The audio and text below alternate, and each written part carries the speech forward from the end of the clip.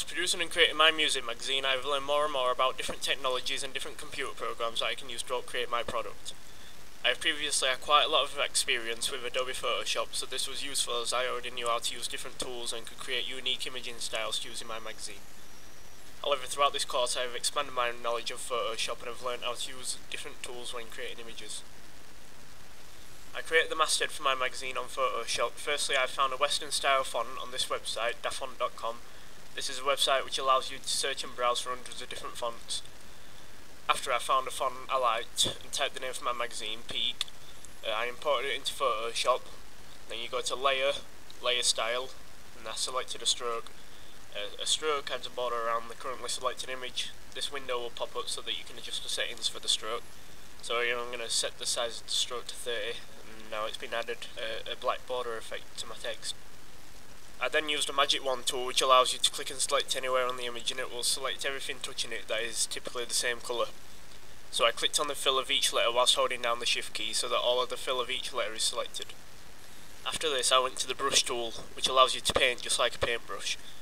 I turned the opacity down, which is the transparency of the paint, down to 70%, and lightly brushed across the letters. This only paints in the selected area that I am selected with the Magic Wand tool. The letters now have a gold gradient type effect across them. To finish off my masthead I went to Filter, Render and Lens Flare. Using the window that pops up you can change the settings that will add a lens flare to the image. Finally you can adjust the brightness and contrast settings to make the masthead look just right, and that's why I've created my masthead.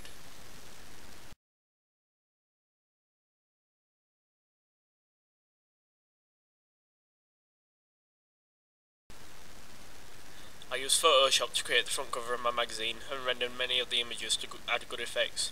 The main cover image had to be cut round. I did this by using the magnetic lasso tool and then dragging the mouse around the image where it would snap onto the model. I then used the eraser tool with low opacity to smoothen the edges. I used Adobe InDesign to create my contents page and my double page spread for my music magazine. Unlike Photoshop, I was not familiar with InDesign and had only ever used it once slightly before.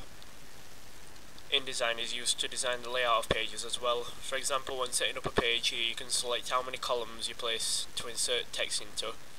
And you can also set the dimensions of the music magazine. I took the dimensions for my music magazine from a copy of New Musical Express and then put the numbers on so that my pages were the same sizes as NME magazines. Around each page of the magazine is a margin where there is a small blank space left. The measurements for the margins in my copy of the NME magazine were 1.5 centimeters.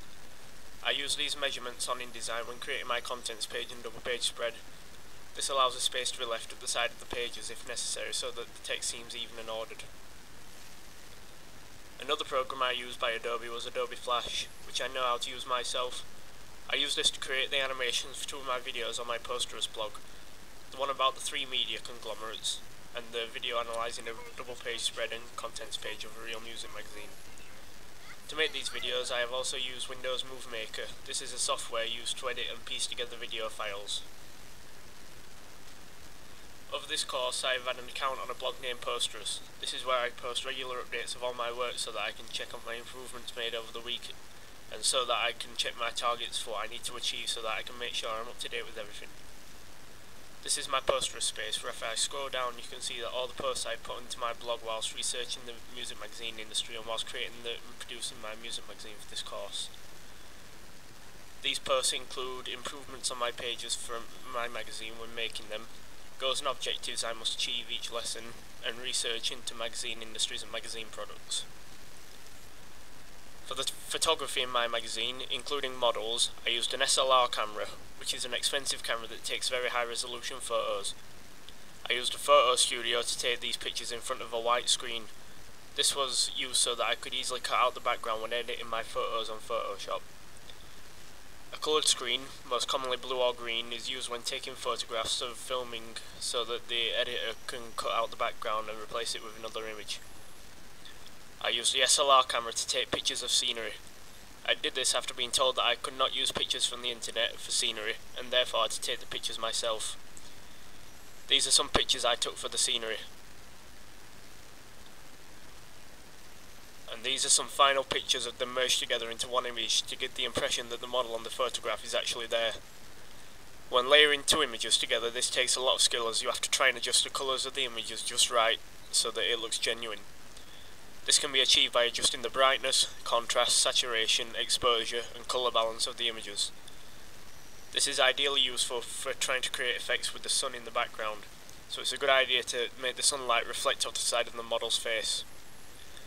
Before taking these photos, I needed to create a call sheet to prove that I was taking the photographs for the models so that I could hire the SLR camera. Here are call sheets that I made and posted to my Posterous blog. These are some album covers that I created to be advertised in my magazine.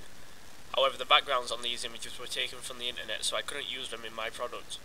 I then recreated these images with some backgrounds that I took earlier, and these are the new images that can now be used in the magazine, as they are made completely from my content.